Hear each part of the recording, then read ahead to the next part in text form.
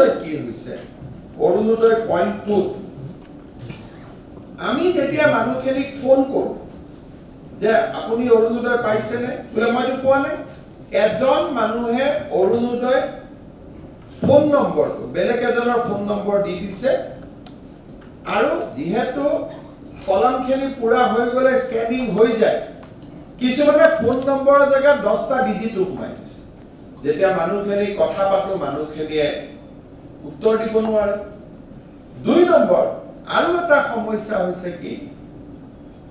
যেহেতু বেলেগে fill up কৰি দিয়ে মানুহ গৰাকীৰ পৰা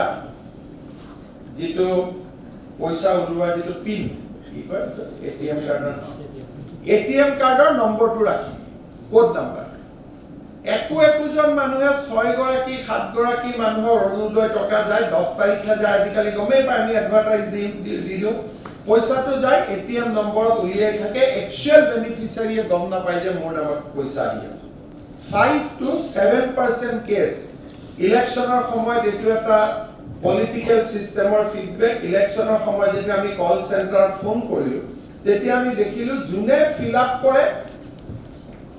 বহুত পলিটিক্যাল এক্টিভিটিজৰ নম্বৰ আছে যে এই নম্বৰটো 100 খন ফৰ্মত আছে সেম মোবাইল নম্বৰ মোৰ নম্বৰটো সাপোজ নম্বৰ লাগে যাক মই ফিল আপ কৰিব দিছো গুলিয়ে নম্বৰটো দি দিছে নম্বৰটো লিখালৈকে প্ৰবলেম নাই লগত দুখিয়া মানুহ গৰাকীৰ পৰা যদি পিনটো লৈ লৈছে তেতিয়াতো মানুহ গৰাকীয়ে টকা নাপায় সো আমি অৰুণোদয় 3 আমাৰ গাইডলাইনখন কালি জয়ন্তে প্ৰেজেন্ট কৰিব অৰুণোদয় 3 ৰ সময়তো আমি উইদাউট মানুহক সচেতন নকৰাকৈ ডিবিটিটো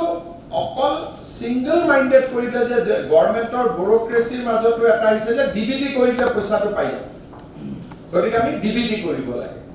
so DBT comes with the risk intended beneficiary জনে নাপাব পাৰে যদি বেংক একাউণ্টৰ লৈ থৈ দিছে আৰু এটা আছে কি অৰুণোদয় বেনিফিচিয়াৰী জন ঢুকালেও যদি ঘৰত যদি পিন নাম্বাৰটো আছে ঢুকুৱাৰ পিছতো লৈ থাকিব পাৰে যেনেকৈ পেনশনৰ জীবন প্ৰমাণ বছৰত এবাৰ হয় ইন্টাৰমিডিয়েট পিৰিয়ডত যদি কোনবা ঢুকাইছে আৰু লৰাজনৰ হাতত যদি দেউতাকৰ এটিএম কাৰ্ডৰ নম্বৰটো আছে then still they can withdraw the money till next জীবন প্ৰমাণ নাহালৈকে সেই কাৰণে আমাৰ বহুত ক্ষেত্ৰত আমি সমাধান কৰিব নোৱাৰো কিন্তু থ্ৰু প্ৰপাৰ এৱাৰনেছ আমি বহুতখিনি মিটিগেট কৰিব পাৰো গতিকে এইবাৰ আমাৰ অৰুণোদয় 3 ৰ সময়ত আমাৰ মিটিগেশনটো এটা আমাৰ ডাঙৰ কাম হ'ব যে আমি যাতে মানুহক প্ৰপাৰলি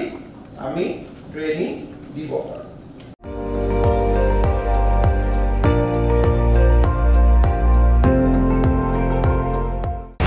আপুনি চাই আছে ND24 সৰ্বশ্ৰেষ্ঠ নহয় সৰ্বোত্তমৰ দৌৰ